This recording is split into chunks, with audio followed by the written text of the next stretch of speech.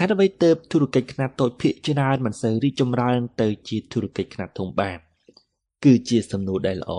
ក៏ព្រោះតែត្រីកោណ BI នៃធុរកិច្ចពួកគេនៅមិនទាន់រឹងប៉ឹងគ្រប់គ្រាន់ឪពុកអ្នកមានឆ្លើយវាមិនមែនជារឿងងាយឡើយបើចង់ឈានពីផ្នែក S ទៅជាផ្នែក B ដោយត្រីកោណ BI មិនទាន់រឹងមាំបាននោះអារម្មណ៍ក្រោយពីរងគ្រោះមានពាក្យមួយតែងតែនិយាយថាបើយើងសម្លឹងមើលទៅអតីតកាលនោះវាក៏នឹងអត្ថាធិប្បាយរឿងផ្សេងបានយ៉ាងជាក់លាក់ជាងមានន័យថាអ្វីដែលកើតឡើងហើយនៅក្នុងអតីតកាលនោះបើយើងយកវាមករំលឹកឲ្យផ្សេងគ្នានោះដោយកើតឡើងដោយឈរទៅលើគោលដៅដែលហេតុផលថាយើងក៏អាចយល់ដឹងពីវាបានកាន់តែច្បាស់ប្រៀបដូចជាបរិយាជ័យរបស់ខ្ញុំកាលពីអតីតកាលក៏ដូច្នោះដែរធុរកិច្ចផលិតកាបូបដាក់លុយស្បែករបស់ខ្ញុំដួលរលំផ្ងាជើងក្រាំងតែម្ដងបើសាក់លបងគិតវិភាគពីមូលហេតុនៃបញ្ហាដែលកើតឡើងទៅតាមវិធីសាស្ត្រនៃត្រីកោណ BI និងគោលការណ៍ចរន្តប្រាក់4ផ្នែកវិញខ្ញុំក៏បានយល់កាន់តែច្រើនឡើងថាហេតុអ្វីបានជាធុរកិច្ចរបស់ខ្ញុំคล้ายទៅជាខ្សែធនបែបនេះហេតុដូច្នេះហើយឧបករណ៍ត្រីកោណ BI និងគោលការណ៍ចរន្តប្រាក់4ផ្នែកនេះគឺជាឧបករណ៍ដែលអាចនាំយកមកវិភាគធុរកិច្ចបានយ៉ាងល្អជាទីបំផុតវាប្រៀបដូចជាវ៉ែនតាពង្រីកឬជាកែវយឹតដែលសម្រាប់ត្រួតពិនិត្យមើលសុខភាពធុរកិច្ចក៏ដូច្នោះដែរមើលឃើញច្បាស់ហើយថាភាពមិនកើតការនឹងជោគជ័យដែលលឿនជ្រុលធ្វើឲ្យខ្ញុំអស់រលីងពីខ្លួនតែម្ដងនៅរឿងដែលល្អនៅរឿងអាក្រក់ធ្លុះចូលមកកាន់ជីវិតរបស់ខ្ញុំរឿងខ្លះក៏ពិបាកធ្វើចិត្តយកមកដែរខ្ញុំមិនអាចបដិសេធកំហុសឆ្គងរបស់ខ្ញុំបានឡើយស្ថិតនៅក្រោមភាពងងឹតនិងភាពអ៊ូអាប់ជាមួយរឿងដែលកើតឡើងនៅក្នុងធុរកិច្ចរបស់ខ្ញុំក៏សាក់លបងនាំយកគោលការណ៍ចរន្តប្រាក់4ផ្នែកមកស្វែងរកហេតុផលទើបបានមកថាតើវាកើតឡើងដោយរបៀបណាទៅទស្សនវិជ្ជាដែលខ្ញុំឃើញ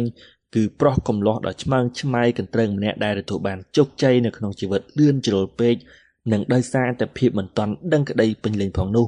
ប្រៀបដូចជាការហុចស្រាកប៊ីឲ្យកន្លះកេះព្រមជាមួយនឹងឡានស្ពតមួយគ្រឿងឲ្យទៅក្មេងស្ទាម្នាក់ហើយស្រែកប្រាប់ថាចូលកុំប្រហែសដូចនេះដែរនៅក្នុងឆ្នាំ1976ខ្ញុំជាមួយនឹង Larry យើងទាំងពីរនាក់ភ្លើនឹងគ្នាការធ្វើជាយើងទាំងពីរនាក់ជាខ្លានឹងគ្នាការធ្វើការនៅ Xerox យើងស្ថិតនៅក្នុងលំដាប់ជើងខ្លាំងនៃក្រុមលក់ហើយយើងជឿជាក់នៅក្នុងចិត្តថាយើងច្បាស់ជាធ្វើធុរកិច្ចរបស់ខ្លួនបានល្អដូចគ្នានិងការងារនៅ Xerox ក៏មិនខានយើងក៏កំពុងតែគិតថាពួកយើងគឺ Evil Knavels ដែលកំពុងតែបើកម៉ូតូប្រថុយគ្រោះថ្នាក់ហោះប្រឡងជ្រលងភ្នំ Grand Canyon ដូច្នេះ Evil Knavels គឺជាអ្នកជិះម៉ូតូហោះប្រថុយថ្នាក់លំដាប់ប្រវត្តិសាស្ត្ររបស់អាមេរិកដែលគេស្គាល់នៅក្នុង nickname ថាជាកំពូលអ្នកប្រឈមមុខទៅនឹងមច្ចុរាជគេមានឈ្មោះល្បីនៅក្នុងទសវត្សរ៍1965ដល់80យើងជឿជាក់នៅក្នុងចិត្តថាយើងអាចហក់រំលងពីមនុស្សផ្នែក E ទៅជាមនុស្សផ្នែក B បានតែម្ដងជំនួសឲ្យការរៀនសូត្រជាបណ្ដាពីផ្នែក S ជាមុនសិនផងនោះបន្ទាប់ពីនោះការអភិវឌ្ឍទៅជាផ្នែក B Evil Knavels មានឆាត់យងនៅលើម៉ូតូរបស់គាត់ដើម្បីការពារហេតុចៃដន្យណាមួយដែលកើតឡើងដែលនឹកស្មានមិនដល់តែពួកយើងវិញមិនបាននឹកទៅដល់ការប្រថុយប្រថានអ្វីឡើយចំពោះការសម្រេចចិត្តនៅក្នុងគ្រានោះនៅក្នុងសភាពជាក់ស្ដែងវិញវាមិនមែនជាដូច្នេះឡើយជាជាងឲ្យពួកយើងធ្វើដូចជា Evil Knavels តែយើងបែរជាคล้ายទៅជាដូចឆ្កែព្រៃ Wile E Coyote ដែលកំពុងតែរត់ដេញសត្វចាស់ដែលត្រូវរត់ប្រដេញគ្នាជាមួយនឹងសាច់រឿងនៅក្នុងខ្សែភាពយន្តកតុកតាកម្ពុជា Classic របស់ Warner Brothers ដោយសត្វចាបនោះមិនចេះនិយាយទេតែមានសម្លេងដែលជាអត្តសញ្ញាណរបស់ខ្លួននៅពេលដែលពួកយើងភ្ញាក់រលឹកខ្លួនយើងកំពុងស្ថិតនៅលើមាត់ជ្រោះបាត់ទៅហើយទាំងដែលយើងមើលឃើញថាខាងក្រោមនេះគឺជាភាព empty ទៅទេស្អាតតែយើងបានងាកខ្លួនលេងតន់ទៅហើយយើងបានជួបនៅអារម្មណ៍នោះនៅចន្លោះឆ្នាំ1978ដល់79យើងហក់លោតលឿនជ្រុលយកតែមែនទែនដោយនឹកថានឹងឡើងទៅដល់ផ្នែក B ឲ្យបានលឿនបំផុតតែយើងធ្វើបានត្រឹមតែប៉ះជាយនៃវាតែប៉ុណ្ណោះភាពកណ្ដែងទៅទេស្អាតវាពិតជាឈឺចាប់ដល់យ៉ាងក្រៃលែងនិងហួសពេលត្រឡប់ក្រោយបាត់ទៅហើយព ពួកយើងបណ្ដាយមិនព្រមរៀនយល់អំពីត្រីកាន BI ឲ្យបានច្បាស់លាស់ឡើយទោះជាថ្ងៃនេះដើរថយក្រោយពេលវេលាទៅយ៉ាងណាក៏ដោយចុះតែអារម្មណ៍នោះវាស្ថិតនៅជាប់នៅក្នុងដួងចិត្តរបស់យើងជានិច្ចហើយខ្ញុំក៏ដឹងដែរថាការដែលសត្វចាបនោះវាស្រែកចំមកឲ្យឆ្កែព្រៃនោះតើវាមានអារម្មណ៍ដូចម្ដេចទៅជួនកាលបរាជ័យអាចជាចំណុចចាប់ផ្ដើមដ៏ល្អផងដែរនៅចន្លោះឆ្នាំ1979និង81ខ្ញុំមានអារម្មណ៍ថាខ្លួនឯងមានតួនាទីដូចជា NTSB National Transportation Safety Board គឺគណៈកម្មការសុវត្ថិភាពខាងកិច្ចការគមនាគមន៍ជាតិគឺជាអង្គភាពប្រតិកម្មដែលមានតួនាទីស៊ើបអង្កេតអាកាសយានឧបទ្ទវហេតុនៃការហោះហើរពាណិជ្ជកម្មរបស់អាមេរិកដែលនៅចាំត្រួតពិនិត្យរោគមូលហេតុអំពីឧបទ្ទវហេតុខាងយន្តហោះស្រីយ៉ាងគ្នាដែរខ្ញុំដែលត្រូវតែរកមូលហេតុបរាជ័យនៅក្នុងធុរកិច្ចដំបូងរបស់ខ្ញុំឲ្យឃើញក៏ដូចនោះដែរជីវិតនៅក្នុងវិស័យធុរកិច្ចរបស់ខ្ញុំក៏នឹងមិនទាន់បញ្ចប់ត្រឹមនេះដែរនៅពេលដែលភិហ៊ុនទាំងពីរនាក់បំបែកគ្នាអស់ទៅក៏សាងធុរកិច្ចសាជាថ្មីខ្ញុំបានភិហ៊ុនថ្មី2នាក់ទៀតចូលមកជំនួសម្នាក់នៅក្នុងចំណោម2នាក់នោះគឺជាបងប្រុសបង្កើតរបស់ខ្ញុំដែលមានឈ្មោះថា John ជាសំណាងល្អដែរដែលមាន John មានសមត្ថភាពនៅក្នុងការធ្វើធុរកិច្ចនិងមានសីលធម៌មមតំយើងរួមគ្នាកសាងធុរកិច្ចសាជាថ្មីឡើងវិញដោយនៅពេលលើកនេះយើងបែរជាត្រឡប់មកចាប់ផ្ដើមកសាងធុរកិច្ចដែលមានខ្នាតតូចជាមុនមានន័យថាយើងត្រូវផ្លាស់ប្ដូរចេញពីផ្នែក B មកជាផ្នែក S វិញម្ដងនៅទសវត្សរ៍ឆ្នាំ81យើងមានឱកាសបានចូលរួមវិនិយោគជាមួយនឹងស្ថានីយវិទ្យុនៅក្នុងតំបន់ដើម្បីស្វែងរកផលិតផលមុខទំនិញផ្សេងស្ថិតក្រោម brand 98 Rocks ដោយមានទំនិញសំខាន់នោះគឺអាវយឺតពណ៌ខ្មៅ screen logo ពណ៌ក្រហមនិងសយ៉ាងកាច Still Rock ថា98 Rock FM Honolulu នៅ Honolulu យើងមានហាងដាក់លក់ដើម្បីបញ្ចេញទំនិញចរន្តពេញនិយមក៏បានកើនឡើងយ៉ាងឆាប់រហ័សផងដែរដល់ថ្នាក់ដែលមានក្មេងៗចំទង់ជាច្រើនពាន់នាក់ត្រូវឈរបន្តកន្ទុយគ្នាដើម្បីចាំទិញទំនិញត្រឹមតែពេលវេលាមិនយូរប៉ុន្មានយើងក៏បានលក់ទំនិញអាវយឺតនិងទំនិញផ្សេងទៀតបានយ៉ាងច្រើនលានសិតឯណោះយើងចម្រើនលូតលាស់រហូតដល់តបលេងឈ្នះទំនិញរបស់យើងក៏ចាប់ផ្ដើមទទួលការពេញនិយមឆ្ពោះទៅរកបរទេសមួយនៅក្នុងចំណោមនោះគឺប្រទេសជប៉ុនយើងមានហាងតូចមួយដែលដាក់លក់ទំនិញ98 Rock ហើយទទួលបានការពេញនិយមពីសំណាក់យុវជនជប៉ុនជាខ្លាំងខ្ញុំនិងដៃគូភិហ៊ុនមានសេចក្តីសុខដ៏យ៉ាងក្រៃលែងដែលបានឃើញភាពជោគជ័យរបស់ក្រុមហ៊ុនយ៉ាងដូចនេះខ្ញុំបានយករឿងនេះទៅនិយាយឲ្យឪពុកអ្នកមានស្ដាប់ខ្ញុំចង់ដឹងថាតើគាត់ប្រតិកម្មយ៉ាងណាទៅអំពីភាពជោគជ័យរបស់ខ្ញុំសប្បាយចិត្តណាស់ដែលឃើញក្រុមហ៊ុនរីកចម្រើនទៅក្រៅប្រទេសបានឪពុកអ្នកមានបានដាស់តឿនសតិខ្ញុំម្ដងហើយជាពីរដងថាអ្វីដែលកូនត្រូវធ្វើវាក៏នឹងឆ្លោះបញ្ចាំងអំពីធាតុពិតរបស់កូនដូច្នេះចូលស្មោះត្រង់ជាមួយនឹងអ្វីដែលខ្លួនកំពុងធ្វើកុំឆ្លក់វង្វេងទៅនឹងជោគជ័យឲ្យសោះខ្ញុំក៏ដឹងខ្លួនថាខ្ញុំនៅមិនតាន់ដល់ចំណុចដែលហៅបានថាការទទួលជោគជ័យនៅឡើយនោះទេវានៅតែវិជ្ជាវិញ្ញាសានិងការងារដែលត្រូវធ្វើជារៀងរាល់ថ្ងៃបិទណាស់ថាវាមិនតាន់ដល់គោលដៅដែលខ្ញុំកំណត់ទុកនៅឡើយនោះទេ Brand 98 Rock ទទួលបានការពេញនិយមជាបន្តបន្ទាប់16ខែវាអាចកសាងប្រាក់ចំណូលយ៉ាងច្រើនមហិមាទៅដល់ក្រុមហ៊ុនត្រឹមតែធុរកិច្ចនេះតែមួយខ្ញុំក៏អាចសងបំណុលនឹងបង់ពន្ធដែលខ្ញុំនៅជំពាក់ជាង$70,000ទីបំផុតពេលទូទាត់បំណុលរួចអស់ហើយ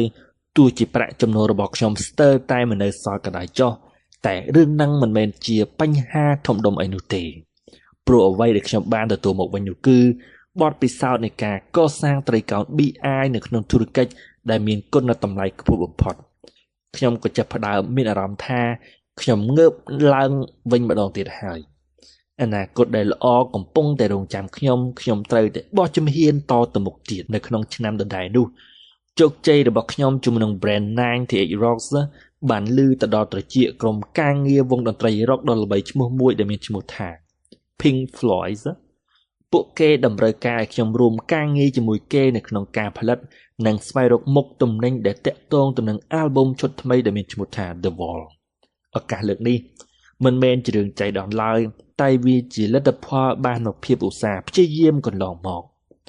បទពិសោធន៍ត្រីកោណ BI នៃធុរកិច្ចថ្មីកំពុងតែចាប់ផ្ដើមម្ដងហើយម្ដងទៀតយើងកំពុងតែរីកធំធាត់ពីក្រុមហ៊ុនខ្នាតតូចឆ្ពោះទៅរកក្រុមហ៊ុនដែលមានកម្រិតកាន់តែធំជាងមុនជាបន្តបន្ទាប់ហើយជោគជ័យជាមួយនឹង Pink Floyd មានដើមកំណើតទៅជាមុខយ៉ាងរលូនក្រុមហ៊ុនតូចរបស់ខ្ញុំនៅ Honolulu ក៏ចាប់ផ្ដើមសង្កត់ធ្ងន់ទៅលើធុរកិច្ចតាក់ទិនទៅនឹងការផលិតនិងស្វែងរកមុខទំនិញសម្រាប់វងតន្ត្រី Rock and Roll តែម្យ៉ាងគត់មិនយូរប៉ុន្មានយើងក៏ក្លាយទៅជាទីចាប់អារម្មណ៍របស់ក្រុមតន្ត្រី Rock ផ្សេងៗទៀតផងដែរដូចជាក្រុមតន្ត្រី Rock ដ៏ល្បីឈ្មោះ Dorang Helen ជាដើមបន្ទាប់ពីនោះធុរកិច្ចរបស់ខ្ញុំក៏រីកចម្រើនរុងរឿងដល់ចំណុចកំពូលតែម្ដងស្របពេលជាមួយគ្នានេះដែរនៅក្នុងទសវត្សរ៍ឆ្នាំ82គឺជាចំណុចចាប់កំណើតរបស់ MTV ដែលទទួលបានការពេញនិយមយ៉ាងទូលំទូលាយទស្សនិកជនដ៏ច្រើនមហាសាលអាចទស្សនាវីដេអូតាមរយៈទូរទស្សន៍នៅក្នុងផ្ទះ Rock and Roll ចម្រើនលូតលាស់យ៉ាងឆាប់រហ័សព្រមជាមួយនឹងការស្លាប់ទៅវិញជាបណ្ដារបស់ភ្លេង disco ដោយទេវតាមានភ្នែកអញ្ចឹងដែលធុរកិច្ចរបស់ខ្ញុំក៏ចាប់ផ្ដើមមានកំណើតមកចំកន្លែងតែម្ដងចំពេលវេលានិងចំបញ្ហាចំណុចរសើបរបស់យុវវ័យនាសម័យកាលនោះដោយតម្រូវការមុខទំនិញដែលកើតឡើងច្រើនធ្វើឲ្យចំនួនការផលិតផ្គត់ផ្គង់កើនឡើងខ្ពស់យ៉ាងគំហុករហូតលើសពីកម្រិតសមត្ថភាពរបស់យើងនៅក្នុងការផលិតដោយសារតែថ្លៃបញ្ជីស្នាមផ្សេងទៅតាមដំណាក់កាលរបស់រដ្ឋថ្លៃពលកម្មថ្លៃចាយវាយពាក់ព័ន្ធទៅនឹងរោងចក្រការផលិតកើនឡើងរហូតលែងអាចជ្រាបបានតែខ្ញុំត្រូវតែរើមូលដ្ឋានផលិតឆ្ពោះទៅកាន់ទ្វីបអាស៊ីវិញម្ដងអស់រយៈពេល6 months ដែលយើងទាំង3នាក់នាំគ្នាធ្វើការយ៉ាងធ្ងន់ធ្ងរទាំងយប់ទាំងថ្ងៃដើម្បីការងារមូលដ្ឋានផលិតកម្មឆ្ពោះទៅកាន់ទ្វីបអាស៊ីខ្ញុំប្រចាំការនៅ New York និង San Francisco Dave ភាគហ៊ុនម្នាក់ទៀតប្រចាំការនៅតៃវ៉ាន់និងកូរ៉េខាងត្បូងចំណែកឯចនដែលជាបងប្រុសបង្កើតរបស់ខ្ញុំប្រចាំការនៅ Honoluluពួកយើងនាំគ្នាធ្វើការម្នាក់មួយជ្រុងនៃពិភពលោកម៉ោងល្វែងខុសគ្នាភាគច្រើនយើងតាក់ទងគ្នាតាមទូរស័ព្ទវាគឺជាយុគសម័យដែលតម្លៃទូរស័ព្ទនិងអ៊ីមែលត្រូវបានគេនិយមប្រើពួកយើងដឹងច្បាស់ថាយើងកំពុងតែកសាងត្រីកោណ BI នៃធុរកិច្ចដែលមានទំហំធំជាងមុនយើងដាក់គ្នាភ្នាល់ជោគជ័យនេះគឺជាប្រាក់ចំណូលដ៏ច្រើនមហាសាលដែលនឹងហូរចាក់ចូលមកនៅពេលនោះធុរកិច្ចថ្មីរបស់ខ្ញុំមិនទាន់បានស្រួលបួលប្រមាណនៅឡើយទើបខ្ញុំមិនសូវមានពេលបានទៅប្រឹក្សាជាមួយនឹងឪពុកអ្នកមានឡើយការដែលជាប់រវល់និងងាកខ្លួនមិនរួចរហូតដល់ពិបាកទៅណាមកណានោះខ្ញុំគិតថាឪពុកអ្នកមានមុខជាមិនសូវពេញចិត្តប្រមាណនៅឡើយតាមពិតទៅបើថយត្រឡប់ទៅពេលដែលខ្ញុំកសាងធុរកិច្ចកាបូបស្បែកដែលបរាជ័យនោះឪពុកអ្នកមានក៏ព្យាយាមផ្ដល់នៅដំបូន្មានមុនពេលដែលធុរកិច្ចហួសពេលនឹងក៏កើតដែរតែខ្ញុំបែរជាគ្មានពេលគ្រប់គ្រាន់ទៅវិញរួចក៏ឆ្លោះឆ្លោយរហូតឈានទៅដល់ការបរាជ័យយ៉ាងត្រចះត្រចង់រហូតមកដល់ពេលនេះខ្ញុំមានអារម្មណ៍ដឹងមុនថាឪពុកអ្នកមានក៏នៅតែនឹកបារម្ភអំពីខ្ញុំជានិច្ចដែរទោះជាធុរកិច្ចកំពុងតែរីកចម្រើនក៏ដោយចុះបើងាកត្រឡប់ទៅមើលអ្វីដែលខ្ញុំនិងភិហ៊ុន3នាក់ទៀតរួមសហគ្នាជាធុរកិច្ចនោះមកយើងក៏នឹងមើលឃើញថាវាគឺជាបទពិសោធន៍ដែលមានតម្លៃនៅក្នុងការជួយបង្រៀនយើងនិងអភិវឌ្ឍខ្លួនឯងច្រើននៅក្នុងវិស័យធុរកិច្ចយើងបានធ្វើឲ្យសម្រេចជោគជ័យក៏ពិតមែនបើសម្លឹងមើលតាមរយៈតួលេខជាលទ្ធផលប្រកបនោះត្រីកោណ BI របស់យើងរឹងមាំហួសពីការស្មានបើទៅប្រៀបដូចជាពេលនេះគ្រប់យ៉ាងកំពុងតែដំណើរការទៅយ៉ាងរលូនទៅហើយរាប់ចាប់តាំងទៅពីយើងជួយគ្នារើសមូលដ្ឋានកម្មឆ្ពោះមកកាន់អាស៊ីនេះខ្ញុំក៏មិនដែលបានចេញពី San Francisco ឬក៏ New York នោះឡើយថ្ងៃមួយ Dave បបួលខ្ញុំទៅមើលរោងចក្រផលិតកម្មនៅ South Korea និង Taiwan ដោយដែលខ្ញុំបានរៀបរាប់រួចមកហើយនៅក្នុងចំពោះខាងដើមនៃទស្សនវិជ្ជាដែលខ្ញុំបានឃើញនៃការប្រើកម្លាំងពលកម្មកុមារដ៏ច្រើនសន្ធឹកសន្ធាប់នៅក្នុងទ្វីបអាស៊ីនោះខ្ញុំក៏ចាប់ផ្ដើមរំលឹកឡើងវិញនៃការចង់ដកខ្លួនចេញពីធុរកិច្ចនេះចាប់តាំងតែពីថ្ងៃនោះមកកាតព្វកិច្ចដែលបានសម្រេចហើយនៅក្នុងយន្តហោះធ្វើដំណើរឆ្ពោះទៅកាន់អាស៊ីខ្ញុំគិតពិចារណាឡើងវិញអំពីរឿងផ្សេងៗដែលឆ្លងកាត់នៅក្នុងជីវិតនៅទសវត្សរ៍ឆ្នាំ74ជាថ្ងៃដែលខ្ញុំសម្រេចចិត្តចូលធ្វើការនៅ Xerox ដើម្បីរៀនសូត្រអំពីការលក់នៅឆ្នាំ76 ខ្ញុំនឹងសម្លាញ់ Rory ក៏បានសម្រេចចិត្តសុំឈប់ពីការងារនៅស៊ីរ៉ុកហើយក៏សាងធុរកិច្ចកាបូបស្បែកដាក់លុយធុរកិច្ចចម្រើនរុងរឿងដល់ថ្នាក់បានចុះផ្សាយនៅក្នុងទស្សនាវដ្តី GQ Runner World និង Playboy ដែលទូជាវេរីធំធាត់ខ្ពស់បំផុតមែនតែទីបំផុតក៏ត្រូវតែដួលរលំលឺសូរតែក្រាំងតែម្ដងខ្ញុំធ្លាក់ខ្លួនលំបាកជាមួយនឹងភាពបរាជ័យពិបាកនិយាយជាមួយនឹងគ្រួសារមិត្តភ័ក្តិនិងម្ចាស់បំណុលជាខ្លាំងទីបំផុតធុរកិច្ចក៏បានបិទទ្វារខ្ញុំនៅចាំមេរៀនដែលឪពុកអ្នកមានបង្រៀននោះយ៉ាងច្បាស់ថាពេលនឹកទៅដល់ Dave និង John ខ្ញុំក៏ត្រូវតែញញឹមក្រពែលយើងរួមគ្នាកសាងធុរកិច្ចជាមួយគ្នាជោគជ័យនៃ98 Rocks MTV និង Rocks and Roll ធ្វើឲ្យយើងអាចពិសោធន៍បានថាយើងបានកសាងវាដោយដៃទាំងពីររបស់យើងលុយកាក់មាសប្រាក់កែកងពិទូសូរកានហូរជោគមិនដាច់សោះឡើយខ្ញុំតែងតែប្រាប់ខ្លួនឯងថាខ្ញុំធ្វើបានហើយ I can do it ខ្ញុំកសាងធុរកិច្ចឲ្យត្រឡប់មករុងរឿងវិញបានហើយប្រៀបដូចជា Donald Trump ដែលបានសរសេរនៅក្នុងសៀវភៅ The Art of Comeback យ៉ាងអញ្ចឹងខ្ញុំត្រឡប់មកអស្ចារ្យម្ដងទៀតហើយតែហេតុអ្វីខ្ញុំត្រូវឈប់ភាពមានបានកំពុងតែទន្ទឹងចាំមើលផ្លូវខ្ញុំទាំងយប់ទាំងថ្ងៃខ្ញុំលះបង់ជាមួយវាអស់មកច្រើនហើយថ្ងៃនេះសុបិនคล้ายទៅជាការពិតហើយតែនៅពេលនោះសំឡេងបេះដូងគិតតែប្រាប់ខ្ញុំថាកុំឈប់ត្រូវតែទៅមុខជាបន្តបន្ទាប់ដូចតទៅអើយមិនមែនជារឿងងាយនៅក្នុងការដកខ្លួនចេញឡាយខណៈពេលដែលនៅមានប្រាក់ចំណូលចូលមកយ៉ាងជាប់លាប់នោះខ្ញុំប្រើពេលវេលាជាច្រើនខែនៅក្នុងការត្រេះរិះឡើងវិញពីអ្វីដែលជំពាក់នៅក្នុងចិត្តគ្រប់ពេលដែលខ្ញុំទទួលបានសាយប្រាក់និងប្រាក់ធុរកិច្ចវាធ្វើឲ្យខ្ញុំមានអារម្មណ៍ថាចង់តែធ្វើជាបន្តទៅទៀតខ្ញុំតាំងស្មារតីហើយងាកមកគិតឡើងវិញពីកាតព្វកិច្ចរបស់ខ្លួនម្ដងហើយម្ដងទៀតតើអ្វីទៅដែលជាហេតុផលធ្វើឲ្យខ្ញុំឈានចូលមកកាន់ពិភពធុរកិច្ចខ្ញុំឆ្លើយទៅកាន់ខ្លួនឯងវិញថាខ្ញុំត្រូវតែរៀនសូត្រពីត្រីកោណ BI នៃធុរកិច្ចបើអញ្ចឹងនៅពេលនេះខ្ញុំក៏ចាប់ផ្ដើមសម្រេចធ្វើវាខ្ញុំនៅតែបង្ហាញឲ្យឃើញផងដែរថាខ្ញុំអាចរស់នៅបាននៅក្នុងពិភពនៃការប្រកួតប្រជែងខាងធុរកិច្ចដ៏ក្លៀវក្លានេះអ្វីដែលខ្ញុំមិនត្រូវការនោះគឺស្ថិតនៅក្នុងសភាពដូចតទៅអីនេះពិភពលោកនៃការប្រកួតប្រជែងវាពិតជាគួរឲ្យកែកសាហាវដោយយ៉ាងក្រៃលែងដូចជា Dinosaur ដែលខំជញ្ជក់ដណ្ដើមចំណីអាហារគ្នាកាលពីរាប់លានឆ្នាំមុនយ៉ាងអញ្ចឹងខ្ញុំមិនចង់ឃើញឡើយការប្រើកម្លាំងពលកម្មកុមារនៅក្នុងរោងចក្រដែលមានស្ថានភាពបរិយាកាសមិនល្អ Finally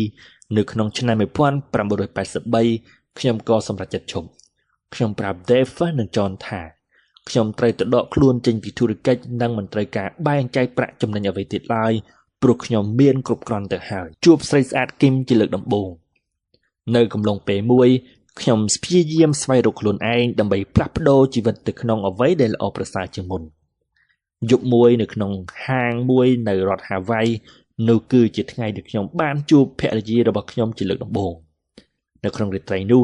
ខ្ញុំពាក់អាវដៃវែងយ៉ាងសង្ហាព្រមជាមួយនឹងស្បែកជើងរំ disco ដែលមើលទៅនាងដូចជាមិនសូវចាប់អារម្មណ៍ខ្ញុំប៉ុន្មាននោះទេ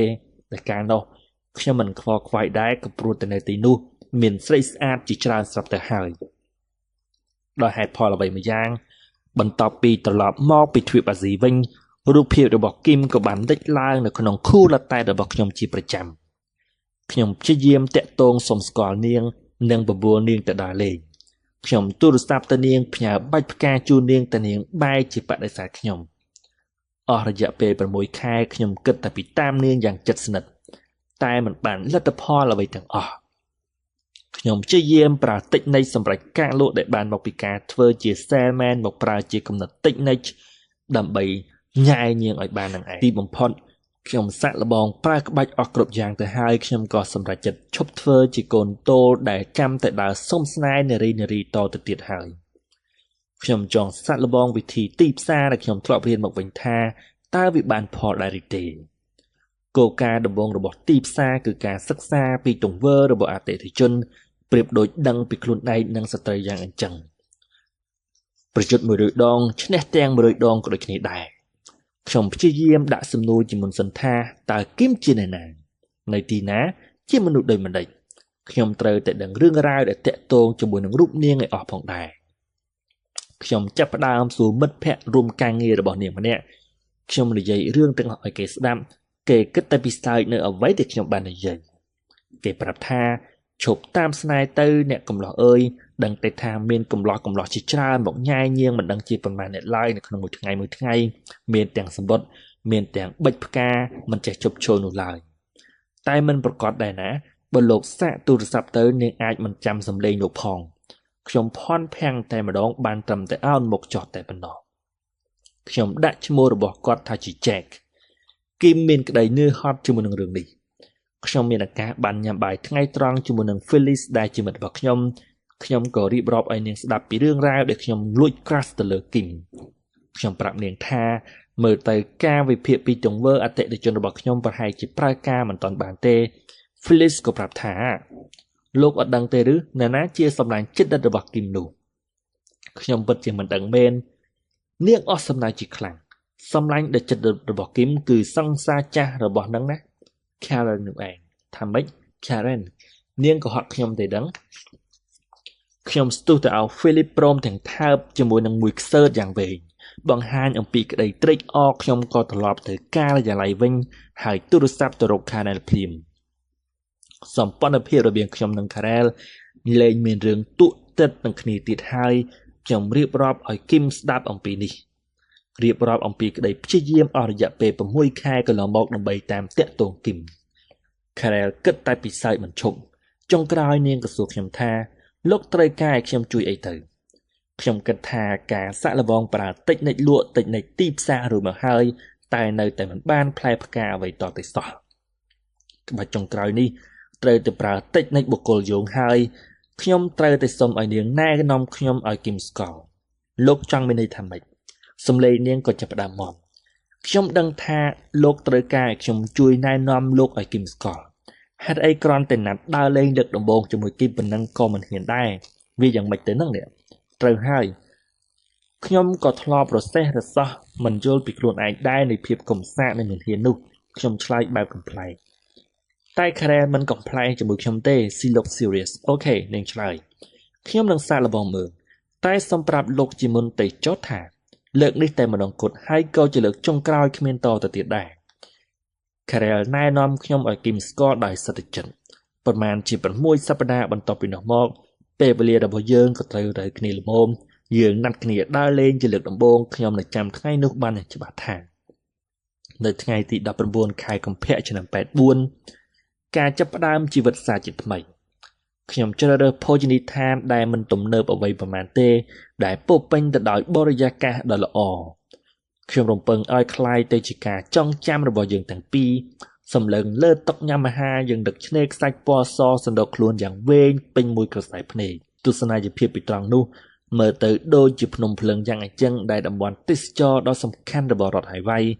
ជាមួយស្រាសម្ប៉ាញ់មួយដបខ្ញុំនិងគីមជជែកគ្នាមួយយប់ទល់ភ្លឺមានរឿងជាច្រើនណាស់ដែលយើងបានចែករំលែកគ្នានៅក្នុងរាត្រីនោះយើងដោះដូរបទពិសោធន៍ជីវិតរបស់យើងទាំងពីរគីមរៀបរាប់ថានាងរៀនចប់ផ្នែកធុរកិច្ចចំណែកខ្ញុំរៀបរាប់ពីរឿងឪពុកអ្នកមាននិងផ្នត់គំនិតនៃការរកស៊ីរបស់គាត់ឲ្យគីមស្ដាប់ខ្ញុំរៀបរាប់រឿងជោគជ័យនិងបរាជ័យអំពីធុរកិច្ចកាបូបស្បែកដាក់លុយឲ្យនាងស្ដាប់រៀបរាប់ពីរឿងកុមារអ្វីដែលខ្ញុំមើលឃើញការសង្វេគនៅក្នុងរោងចក្រផលិតជាដើមខ្ញុំរៀបរាប់អំពីទស្សនវិជ្ជារោងចក្រនរកដែលណែនណាន់តាន់តាប់ទៅដោយជាតិពុលដែលក្មេងៗស្រូបពីក្លិនពណ៌ដែលយើងប្រើសម្រាប់បោះពុម្ពទៅលើអាវនាងស្ដាប់ហើយនឹកអាណិតខ្លោចចិត្តស្ទើរតែយំតែម្ដងខ្ញុំសូមចូលរួមត្រេកអរផងដែលលោកសម្រេចចិត្តដកខ្លួនចេញពីអាជីវកម្មនោះតើលោកនឹងធ្វើអ្វីជាបន្តទៅទៀតខ្ញុំមិនដឹងដែរអារម្មណ៍របស់ខ្ញុំពេលនេះគឺចង់សម្រាកចង់ឈប់គ្រប់យ៉ាងសិនដើម្បីរងចាំការចាប់ផ្ដើមមកវិញខ្ញុំនិយាយរឿងឪពុកអ្នកក្រដែលកំពុងតែគ្មានការងារធ្វើឲ្យនាងស្ដាប់និយាយពីរឿងផ្នត់គំនិតដែលមានអារម្មណ៍ថាអន់ជាមួយនឹងប្រព័ន្ធសិក្សាអប់រំប្រព័ន្ធដែលជំរុញឲ្យក្មេងរៀនចប់ហើយធ្វើការឲ្យគេជាជាងការធ្វើជាសហគ្រិនប្រព័ន្ធដែលបណ្ដុះគំនិតឲ្យផ្ញើអនាគតតែទៅលើក្រុមហ៊ុនឯកជនឬសូម្បីតែការទន្ទឹងរង់ចាំផ្អែកទៅលើជំនួយពីរដ្ឋាភិបាលសម្រាប់ជីវិតក្រោយពេលចូលនិវត្តន៍ជាដើមចុះវាតាក់ទងស្អីទៅនឹងលោកដែរគៀងសួរខ្ញុំថាបញ្ហារឿងវិបត្តិហិរញ្ញវត្ថុវាមិនមែនជាបញ្ហារបស់លោកតែម្នាក់ឯងណាខ្ញុំរៀបរាប់ឲ្យគីមស្ដាប់អំពីផ្នត់គំនិតរបស់សាស្ត្រាចារ្យ ជាអ្នកនិពន្ធប្រឌិតដែលប្រកបដោយធម៌ពលបំផុតនៅក្នុងសតវត្សទី20ស្នាដៃដែលល្បីល្បាញបំផុតគឺអាគារនិងសំណង់រូបភាពជាដើមគាត់និយាយថាអ្នកមានបានចាត់ទុកប្រាក់គឺជាហ្គេមមួយគឺជាហ្គេមដែលពួកគេគ្មានថ្ងៃចាញ់វិធីនៅក្នុងការគេចឲ្យផុតពីបរាជ័យសម្រាប់ពួកគេនោះគឺទុកឲ្យអ្នកក្រនិងមនុស្សវណ្ណៈកណ្ដាលคล้ายទៅជាចំណាត់ខ្មាំងឬធ្វើជាខែលការពារពីខាងដួលរលំផ្នែកហិរញ្ញវត្ថុលោកសាស្ត្រាចារ្យបានមានប្រសាសន៍ថាជីវិតរបស់យើងគ្រប់គ្នាកើតមកដូចជាហ្គេមមួយយ៉ាងអញ្ចឹងដូចជា puzzle ដូចនេះដែរម្នាក់បានបំបែកផ្សេងគ្នាមកគ្រប់ចំនួនឡើយគ្រប់គ្នាត្រូវតែស្វែងរកចំណែកផ្សេងមកបំពេញចំណែកផ្សេងទៀតរហូតคล้ายទៅជារូបភាពសម្រាប់ចុងក្រោយគ្រប់គ្នាមានទូនាទីរបស់ខ្លួនដែលត្រូវតែស្វែងរកយើងមិនមែនកើតមកដើម្បីស្វែងរកប្រាក់តែម្យ៉ាងទេតែទូនាទីមួយទៀតដែលគ្រប់គ្នាត្រូវធ្វើនោះគឺធ្វើឲ្យពិភពលោកនេះជាកន្លែងដែលគួរឲ្យចង់រស់នៅលោកកំពុងតែចង់និយាយថាលោកចង់ជួយសង្គ្រោះពិភពលោកមែនឬដូចជាប៉ារបស់លោកហើយជួយក្មេងដែលធ្វើការនៅក្នុងរោងចក្រនរកនោះមែនឬគឹមសួរត្រូវហើយពេលដែលខ្ញុំមើលឃើញអំពីទស្សនវិជ្ជានៃការប្រើកម្លាំងពលកម្មកុមារនៅរោងចក្រនរកនោះខ្ញុំបានប្រាប់ខ្លួនឯងថាដល់ពេលដែលខ្ញុំត្រូវធ្វើអ្វីមួយយ៉ាងហើយយើងបានជជែកគ្នាមួយយប់ទល់ភ្លឺព្រះអាទិត្យរះស្មើគ្នាតែម្ដងរីឯនាយសមុទ្រក្មេងស្ទាវជាអ្នកលេងស៊ីហ្វក៏នាំគ្នាចេញពីមាត់ច្រាំងជាបណ្ដាអ្នកលេងស៊ីហ្វទាំងនោះបោកបក់នឹងរលកធំយ៉ាងស្រស់ស្អាតយើងនៅជាមួយគ្នាមួយយប់ទល់ភ្លឺ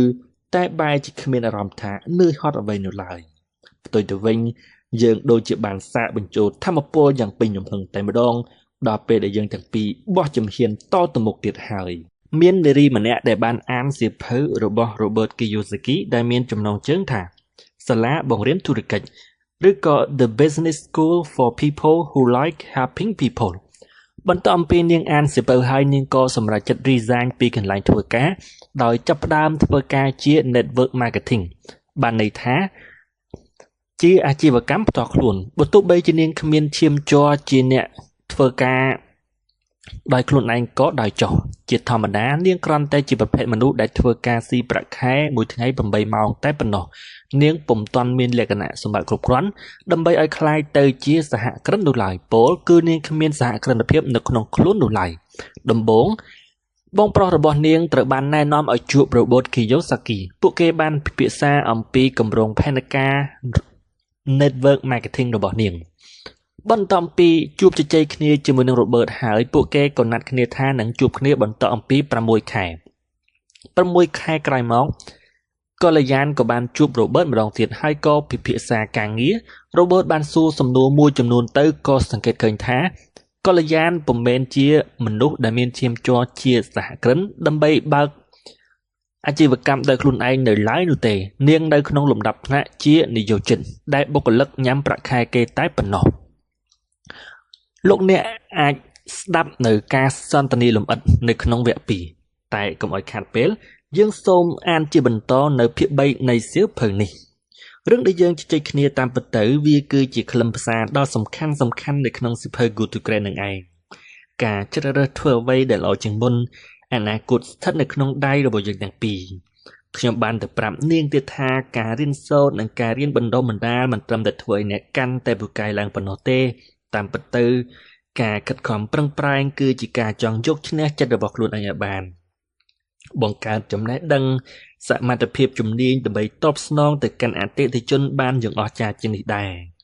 មនុស្សភាគច្រើនតែងតែពេញចិត្តហើយក៏ឈប់មួយកន្លែងនៅពេលដែលដឹងថាខ្លួនឯងចាប់ផ្ដើមពូកែហើយក៏ទៅតែលេងចាប់អារម្មណ៍អភិវឌ្ឍចំណេះដឹងបន្តទៀតតែតាមការពិតទៅអតិថិជនត្រូវការរំពឹងពីយើងច្រើនតាមដែលអាចរំពឹងទៅបានហេតុផលដែលមនុស្សភាគច្រើនធ្វើមិនបានល្អនោះក៏ព្រោះតែពួកគេគិតតែពីខ្លួនឯងច្រើនជាងអតិថិជននឹងឯងមុនពេលបែកគ្នាទទួលទានអាហារជាមួយនាងក៏បានសួរសំណួរជាចុងក្រោយមកកាន់ខ្ញុំថាតើមនុស្សភាគច្រើនដែលធ្វើធុរកិច្ចក៏សិតតែគិតតែពីខ្លួនឯងដែរមែនតាមបទពិសោធន៍របស់ខ្ញុំមនុស្សភាគច្រើនធ្វើដើម្បីខ្លួនឯងនិងធ្វើដើម្បីប្រាក់ចំណូលរបស់ខ្លួនឯងមានតែភាគតិចប៉ុណ្ណោះដែលគិតអំពីតម្រូវការរបស់អតិថិជនពិតនោះឯង Just like me មនុស្សម្នាក់មានគំនិតមួយមនុស្សម្នាក់មានគោលដៅដោយឡែកពីគ្នា នៅក្នុងចម្ពោះជាបន្តដោយតទៅនេះខ្ញុំក៏នឹងរៀបរាប់អំពីការកសាងក្រុមការងារដែលរឹងមាំដែលអាចធ្វើការជាមួយមនុស្សដែលមានគោលដៅរួមគ្នាវាជាប្រការសំខាន់នៃការធ្វើធុរកិច្ចក៏ព្រោះតែមនុស្សម្នាក់ចិត្តខុសគ្នាកែសម្រួលផ្នត់កំណត់ឲ្យត្រូវគ្នាដើម្បីឲ្យសម្រេចកាតព្វកិច្ចគឺជារឿងដែលសំខាន់មិនអាចខ្វះបានធុរកិច្ចជាច្រើនតែងតែជួបប្រទះទៅនឹងបញ្ហាដូចគ្នាគឺមនុស្សកាន់តែច្រើនកំណត់ខុសគ្នាកាន់តែច្រើនដែរពលគឺកំណត់ខុសគ្នាច្រើនគោលដៅនឹងក៏វាខុសគ្នាដែរហើយបើដូច្នេះតើធុរកិច្ចនោះវាមានដំណើរការរលូនយ៉ាងម៉េចនឹងកើតទៅកាតព្វកិច្ចដែលរឹងមាំនៅក្នុងសង្គ្រាមវៀតណាមជាលើកដំបូងហើយដែលខ្ញុំបានឃើញប្រទេសលោកទី3ផ្ដួលរលំមហាយៈដូចជាអាមេរិកឲ្យនៅដួលក្រោមកំណប់ដៃហេតុផលដែលយ៉ាងសាមញ្ញនោះគឺខាងវៀតណាមមានសន្ទុះពុះកញ្ជ្រោលចំពោះកាតព្វកិច្ចដែលរឹងមាំខ្លាំងក្លាជាងខាងអាមេរិកវាប្រៀបដូចទៅនឹងពិភពធុរកិច្ចនាពេលបច្ចុប្បន្ននេះសម័យអញ្ចឹងធុរកិច្ចណាដែលផ្ដល់ភាពសំខាន់ចំពោះកាតព្វកិច្ចហើយមនុស្សនៅក្នុងស្ថាប័ននោះក៏រួបរวมគ្នាជាធ្លុងមួយនោះពុះពេញទៅដោយកាតព្វកិច្ចនៅក្នុងទិសដៅតែមួយរហូតដល់សម្រេចនោះស្ថាប័ននោះក៏នឹងក្លាយទៅជាអ្នកក្តាប់ជ័យជំនះមិនខានឡើយដោយគ្នាដែលយើងបានឃើញហ្វូងសត្វស្រមោចផ្ដួលរលំសត្វដំរីនៅក្នុងពិភពធុរកិច្ចកាលពីសម័យមុនដូចជា Microsoft, Apple, Google ឬក៏ Amazon ជាដើមគឺសិតតែធ្លាប់ផ្ដួលរលំសាធារណៈធំរួចមកហើយនៅក្នុងបច្ចុប្បន្ននេះយើងបានឃើញធុរជនថ្មីតម្រង់ជួរគ្នាคล้ายទៅជាអ្នកមានច្រើនជាងបណ្ដាអ្នកគ្រប់គ្រងចាស់កាន់តែច្រើនឡើងកិច្ចការរបស់ក្រុមហ៊ុនយក្សធំនោះក៏អាចរកប្រាក់បបចំណូលបានច្រើនមហាសាលតែ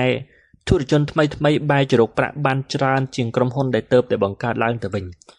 នៅក្នុងចម្ពោះមុនកន្លងទៅខ្ញុំក៏ធ្លាប់បានរៀបរាប់ឲ្យស្ដាប់ដែរថាដំណាក់កាលនៃជីវិតរបស់ខ្ញុំអាចបែងចែកទៅដូចតទៅនេះចន្លោះពីឆ្នាំ1974ដល់ឆ្នាំ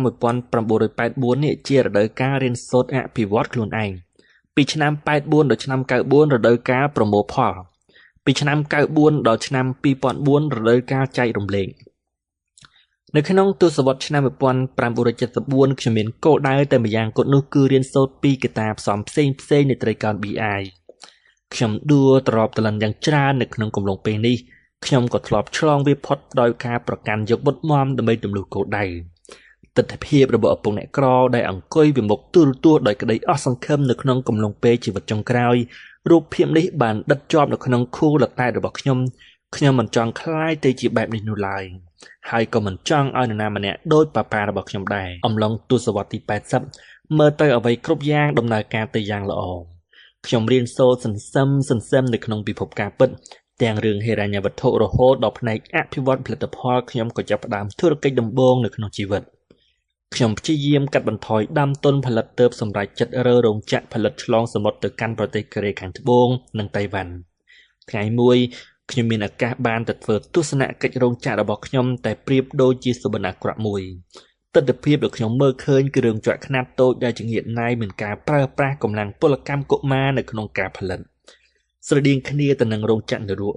ពួកគេកំពុងធ្វើការយ៉ាងសស្រាក់សស្រាំយ៉ាងគ្មានយុត្តិធម៌ដើម្បីសាងប្រាក់កម្រៃ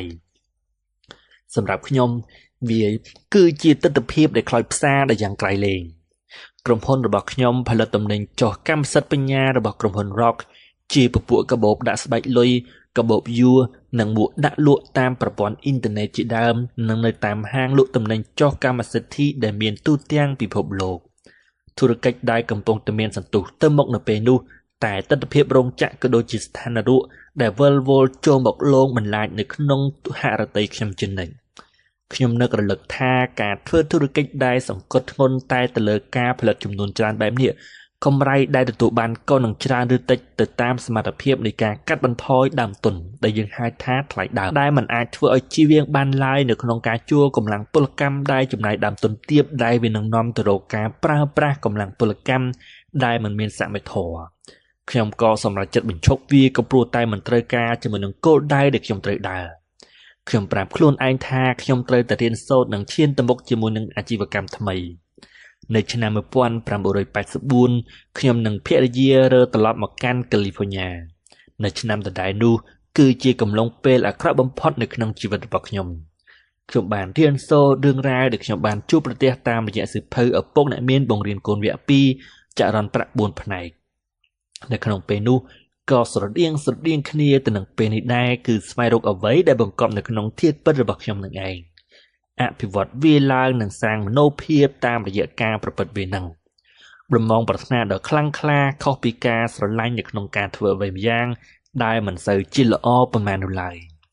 បំណងប្រាថ្នាដ៏ខ្លាំងក្លាគឺការរួមផ្សំគ្នារវាងក្តីស្រឡាញ់នៅក្នុងការធ្វើអ្វីម្យ៉ាងជាមួយនឹងសម្ពាធដូចជាការស្រឡាញ់ការសិក្សារៀនសូត្រដែលខ្ញុំត្រូវធ្វើវាឲ្យបានតែខ្ញុំមិនសូវចូលចិត្តប្រព័ន្ធការសិក្សាប៉ុន្មាននោះឡើយក៏ដោយសារតែបំណងប្រាថ្នាដ៏ខ្លាំងក្លាដែលខ្ញុំត្រូវតែទទួលយកការអត់ធ្មត់និងការប្រឹងពុះពីឲ្យបានខ្ញុំនិងគឹម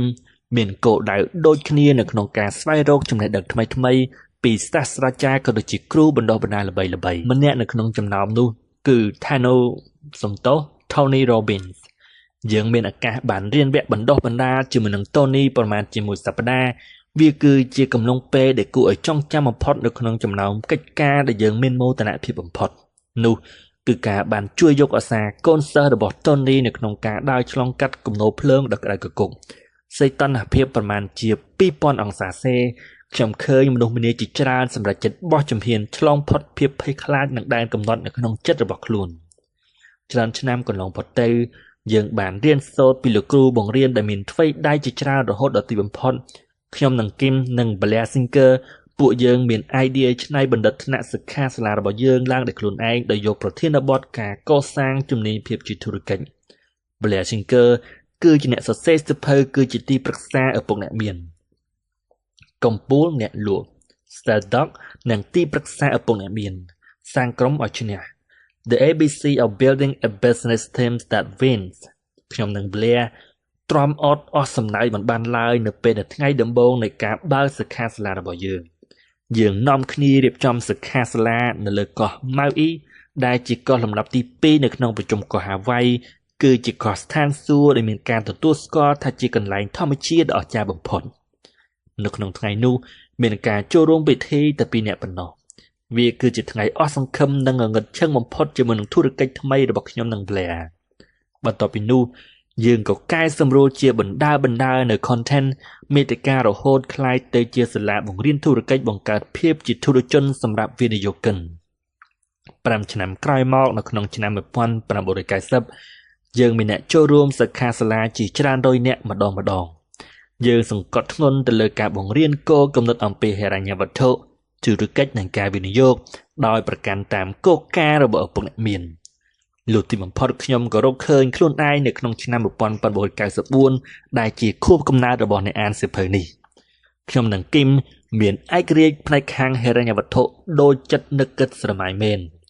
ចំណែកឯ Blair គេបានបំបីខ្លួនចេញដោយសាងធុរកិច្ចសាលាបណ្ដុះបណ្ដាលជារបស់ខ្លួនឯងនៅឆ្នាំ94ខ្ញុំក៏ចូលនិវត្តន៍ដោយខ្លួនឯងនិងចាប់ផ្ដើមអភិវឌ្ឍហ្គេមចរន្តប្រាក់យ៉ាងពិតប្រាកដស្របពេលជាមួយគ្នានេះដែរខ្ញុំក៏បានចាប់ផ្ដើមសរសេរសៀវភៅឪពុកអ្នកមានបង្រៀនកូន Rich Dad Poor Dad ដែលជាសៀវភៅដំបូងនៅក្នុងគោលបំណងឆ្លើយតបទៅនឹងគោលដៅទី3នៅក្នុងជីវិតគឺឆ្លើយតបទៅនឹងចំណេះដឹងផ្នែកហិរញ្ញវត្ថុដែលយើងបង្វិលទៅរកផលប្រយោជន៍រួមឲ្យមានច្រើនបំផុត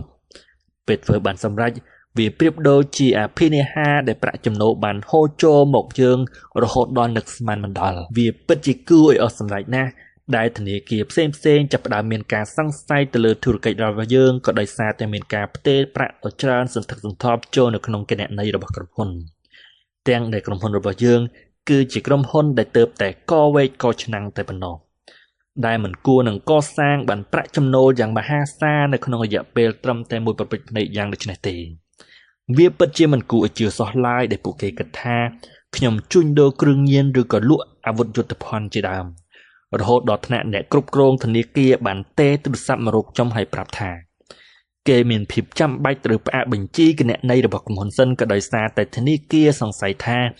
ខ្ញុំកំពុងតែលាងលុយកខ្វក់ក៏មិនជឿក៏ត្រូវទៅជឿដែរការដែលខ្ញុំទទួលបានជោគជ័យទៅដល់ថ្នាក់នេះក៏ព្រោះតែខ្ញុំមានប្រាក់ចំណូលពីប្រាក់ទាំង3ប្រភេទគឺប្រាក់បានមកពីការប្រកួតប្រជែងប្រាក់បានមកពីការរួមសហការនិងប្រាក់ដែលបានមកអំពីស្មារតីនេះឯងជ័យរបស់ក្រុមហ៊ុន Rich Dad ដែលល្បីល្បាញទូទាំងពិភពលោកនេះមិនកើតចេញពីរូបខ្ញុំនិងគឹមតែម្នាក់នោះទេតែវាកើតចេញពីគោលដៅដែលជាក់លាក់កាតព្វកិច្ចដ៏មុតមាំនិងភាពមានវិន័យក៏ប៉ុន្តែអ្វីដែលមិនអាចខ្វះបានគឺមនុស្សម្នាទូទាំងពិភពលោកមានគោលដៅដូចគ្នាមានការគ្រប់គ្រងគំនិតរបស់ខ្ញុំ ដែលចង់ឃើញមនុស្សម្នាមានចំណេះដឹងផ្នែកហិរញ្ញវត្ថុឲ្យបានច្រើនមានសេចក្តីសុខនៅក្នុងជីវិតដែលល្អប្រសើរខ្លួនខ្ញុំផ្ទាល់ក៏មិនដែលគិតថាការកសាងក្រុមហ៊ុន Rich Dad គឺជាការងារដែលរំពឹងប្រាក់ចំណូលដ៏មហាសាលពីវានោះឡើយតែខ្ញុំគ្រាន់តែធ្វើសកម្មភាពទៅតាមស្មារតីរបស់ខ្ញុំដែលកើតចេញដើម្បីកសាងចំណេះដឹងឲ្យមនុស្សម្នាតែប៉ុណ្ណោះពោលគឺអាជីវកម្មរបស់ខ្ញុំដើម្បីអ្នកដទៃមិនមែនដើម្បីតែខ្លួនខ្ញុំដូចជាកល្យានដែលបើកអាជីវកម្មដើម្បីតែខ្លួននាងប៉ុណ្ណោះនោះទេបើគេគិតថាជោគជ័យដែលកើតឡើងនេះគឺជារឿងចៃដន្យបើដូច្នេះស្មារតីរបស់ខ្ញុំក៏ចៃដន្យដែរចំណេះដឹងផ្នែកហិរញ្ញវត្ថុចំណេះដឹងផ្នែកធុរកិច្ចរបស់ខ្ញុំនិងគីមក៏ជារឿងចៃដន្យដែរដែលវាគឺជារឿងដែលមិនអាចទៅរួចឡើយ Stephen Brandfield បានរៀបរាប់នៅក្នុងសៀវភៅ The War of Art ថាយើងមិនអាចកិច្ចវេះពីក្បួនវិធីផ្សេងដែលដឹកនាំឆ្ពោះទៅរកភាពជោគជ័យបានឡើយយើងត្រូវតែហ៊ាននៅក្នុងការចាប់ផ្ដើមបន្ទាប់ពីនោះថាមពលដែលមើលមិនឃើញក៏នឹងជួយគ្រប់គ្រងជាកម្លាំងចលករឲ្យយើងឆ្ពោះទៅដល់ជោគជ័យដែល Lance Armstrong ក៏បាននិយាយនៅក្នុងសៀវភៅ It's Not About the Bike ក៏ដូចគ្នាដែរនៅក្នុងជម្រៅបេះដូងមុននឹងសម្រេចចិត្តសុំឈប់ពីការងារបច្ចុប្បន្នខ្ញុំចង់ឲ្យអ្នកធ្វើការទាំងឡាយស្វែងយល់ជាមួយនឹងរឿងប្រាក់3ប្រភេទគឺប្រាក់បានពីការប្រកួតប្រជែងប្រាក់បានពីការរួមសហការនិងស្មារតីឲ្យស៊ីជម្រៅជាមុនសិនហើយអ្នកត្រូវតែរលឹកជានិច្ចថាប្រាក់ប្រភេទនីមួយៗមានទិសដៅផ្សេងគ្នាមិនអាចយកប្រភេទនីមួយៗមកប្រៀបគ្នាថាតើប្រភេទណាដែលល្អជាងប្រភេទណានោះឡើយការប្រកួតប្រជែងគឺជារឿងធម្មតានៅក្នុងពិភពធុរកិច្ចវាគឺជារឿងដែលធ្វើឲ្យធុរជនដឹងខ្លួនឯងជាប់ចំណិចដូចជាការកាត់បន្ថយដើមទុនការបង្កើតប្រសិទ្ធភាពទំនិញនិងការអភិវឌ្ឍផលិតផលដើម្បីឲ្យក្រុមហ៊ុនអាចប្រកួតប្រជែងជាមួយនឹងដៃគូបានទីបំផុតផលប្រយោជន៍ក៏ធ្លាក់ទៅលើអតិថិជនបើគ្មានការប្រកួតប្រជែងទីនោះវាក៏คล้ายទៅជាកាក់ដែលមានតែម្ខាងក៏នឹងកើតផ្ដាច់មុខខាងធុរកិច្ចដែលវាពុំមែនល្អឡើយចំពោះអតិថិជននៅក្នុងសង្គមនេះវាក៏នឹងធ្វើឲ្យធុរជនដែលខ្វះប្រសិទ្ធភាពនិងគ្មានការអភិវឌ្ឍតែប៉ុណ្ណោះបើអ្នកពិតជាសម្រេចចិត្តឈានចូលនៅក្នុងធ្វើជាធុរជនខ្ញុំចង់ឲ្យអ្នកដឹងឲ្យច្បាស់អំពីភាពសំខាន់នៃត្រីកោណ BI ហើយតាំងចិត្តចំពោះចំណេះដឹងជាទូទៅគឺចរន្តប្រាក់រហូតទៅដល់ការអភិវឌ្ឍ product and service ចំណេះដឹងទាំងអស់នេះក៏នឹងជួយឲ្យអ្នកអាចប្រកួតប្រជែងជាមួយនឹងអ្នកដទៃបានក៏ព្រោះបើប្រកួតប្រជែងមិនបានទេនោះក៏មានន័យថាធុរកិច្ចរបស់អ្នកក៏មិនអាចរស់រានឲ្យបានយូរអង្វែងបានដែរបើធុរកិច្ចរបស់អ្នកគ្មានសមត្ថភាពនៅក្នុងការប្រកួតប្រជែងទេនោះវាក៏នឹងធ្វើឲ្យអ្នកមិនអាចរួមសហការដ៏ល្អបំផុតបាននោះឡើយនៅពេលនោះអ្នកក៏នឹងអាចសាងចំណូលពីការរួមសហការមិនបានព្រោះនៅក្នុងធុរកិច្ចយើងត្រូវធ្វើការងារជាក្រុមនិងត្រូវតែជាក្រុមដែលអស្ចារ្យបំផុតទើបអាចរស់រានបាននៅក្នុងស្ថាប័នមានតែបុគ្គលិកដែលខ្វះសមត្ថភាពតើអាចធ្វើឲ្យក្រុមហ៊ុនទទួលបានជោគជ័យយ៉ាងដូចម្តេចទៅដូចគ្នាទៅនឹងក្រុមហ៊ុន American Football ដែលជាមិត្តរួមក្រុមប៉ិនពូកែរត់តើធ្វើយ៉ាងម៉េចនឹងដណ្ដើមជ័យជំនះបានទៅត្រីកោណ BI មិនត្រឹមតែនាំយកប្រើជាមួយនឹងធុរជនប៉ុណ្ណោះទេក៏ប៉ុន្តែនៅខាងមុខក៏អាចនាំយកមកប្រើជាមួយនឹងមនុស្សនៅក្នុងគ្រប់ផ្នែកនៃចរន្តប្រាក់ទាំង4បានផងដែរឧទាហរណ៍ដូចជាមនុស្សនៅក្នុងផ្នែក E ឬក៏អាជីពជានិយោជិតក៏ត្រូវមានត្រីកោណ BI របស់ខ្លួនដែរបើចង់ដឹងច្បាស់ថាតើនិយោជិតម្នាក់នោះមានសុខភាពខាងហិរញ្ញវត្ថុល្អអាក្រក់កម្រិតណានោះចូលសាក់លបងសង្កេតមើលទៅលើត្រីកោណ BI របស់គេនោះអ្នកក៏នឹងដឹងគឺចរន្តប្រាក់ឬក៏ហៅម្យ៉ាងទៀតថាថវិកាហិរញ្ញវត្ថុផ្ទាល់ខ្លួនក៏បានមនុស្សភាគច្រើនដែលមានបញ្ហាផ្នែកហិរញ្ញវត្ថុច្រើនតែមានថវិកាហិរញ្ញវត្ថុផ្ទាល់ខ្លួនមិនសូវជាល្អប៉ុន្មាននោះឡើយឬនៅក្នុងខ្ទង់អវិជ្ជមានជាដើមផងនោះនៅពេលដែលចំណេះដឹងខាងហិរញ្ញវត្ថុមានបញ្ហាការបង្កើនប្រាក់ចំណូលក៏នឹងមិនមែនជាការកែបញ្ហាដ៏ត្រឹមត្រូវនោះឡើយភាពជាតបនីវិចរបានបង្រៀនខ្ញុំឲ្យយល់យ៉ាងច្បាស់អំពីកាតព្វកិច្ចមានភាពសំខាន់ខ្លាំងប៉ុណ្ណាចំពោះធីមក៏ប៉ុន្តែអ្វីដែលសំខាន់ជាងនេះទៅទៀតនោះគឺការបណ្ដុះបណ្ដាលកាតព្វកិច្ចចូលនៅក្នុងផ្នែកស្មារតីរបស់មនុស្សគ្រប់រូបនៅក្នុងក្រុមឲ្យคล้ายទៅជាធ្លុងមួយដូច្នេះទើបខ្ញុំបង្កើតក្រុមហ៊ុន Rich Dad ដោយកាតព្វកិច្ចដែលរឹងមាំនៅក្នុងស្មារតី ដែលពុះពៀព្យាយាមនៅក្នុងការធ្វើឲ្យកាតព្វកិច្ចរបស់ស្ថាប័នទទួលបានជោគជ័យខ្ញុំបានបណ្ដុះបណ្ដាលឲ្យគ្រប់គ្នានៅក្នុងស្ថាប័នសាងធុរកិច្ចដែលជារបស់ខ្លួននិងជួយរៀបចំផែនការនៅក្នុងការវិនិយោគទុនដោយខ្លួនឯងផងខ្ញុំមិនចង់ឲ្យមានបុគ្គលិកប្រចាំខែធ្វើការនៅក្នុងក្រុមហ៊ុននេះរហូតដល់ចូលនិវត្តន៍នោះទេតែខ្ញុំត្រូវការឃើញគ្រប់គ្នាមានរបៀបបែបផែននៃការរៀបចំទិសដៅជីវិតឲ្យបានល្អបំផុតដើម្បីថ្ងៃមួយគេនឹងត្រូវសុំលាឈប់ពីការងារប្រចាំដើម្បីមានឯករាជ្យផ្នែកខាងហិរញ្ញវត្ថុតាមដែលគេត្រូវការតាមពិតខ្ញុំក៏មិនចង់បាត់បង់បុគ្គលិកណាដែរដែលមានថ្វីដៃល្អនោះទេក៏ប៉ុន្តែខ្ញុំត្រូវតែលើកតម្កើងតម្លៃនិយមដែលអបអរសាទរជាមួយនឹងឯករាជ្យភាពផ្នែកខាងហិរញ្ញវត្ថុរបស់គេច្រើនជាងព្រោះថាកាតព្វកិច្ចរបស់ក្រុមហ៊ុន Rich Dad នេះដូច្នេះមុននឹងសុំ resign ពីការងារបច្ចុប្បន្នអ្នកត្រូវតែរលឹកជាប់ជានិច្ចថាកាតព្វកិច្ចត្រូវចាប់ផ្ដើមពីស្មារតីត្រូវរកឲ្យឃើញនៅក្នុងជំរឿចិត្តសាកវាឲ្យទៅជាការពិតដោយដៃទាំងពីរកុំបណ្ដោយឲ្យការតាំងចិត្តរបស់អ្នកត្រឹមតែជាសម្ដីចេញអំពីបបេមាត់ដោយអ្នកមិនបានធ្វើអ្វីតទៅសោះផងនោះអានសៀវភៅឪពុកអ្នកមានបង្រៀនវិនិយោគភាគទី3នេះក៏សន្មតថានឹងបញ្ចប់តែត្រឹមនេះសិនសូមប្រិមិត្តសាមណេរជនទាំងឡាយរងចាំតាណានស្ដាប់នៅការអានសៀវភៅនេះជាភាគទី4ជាបន្តបន្ទាប់ដូចតទៅ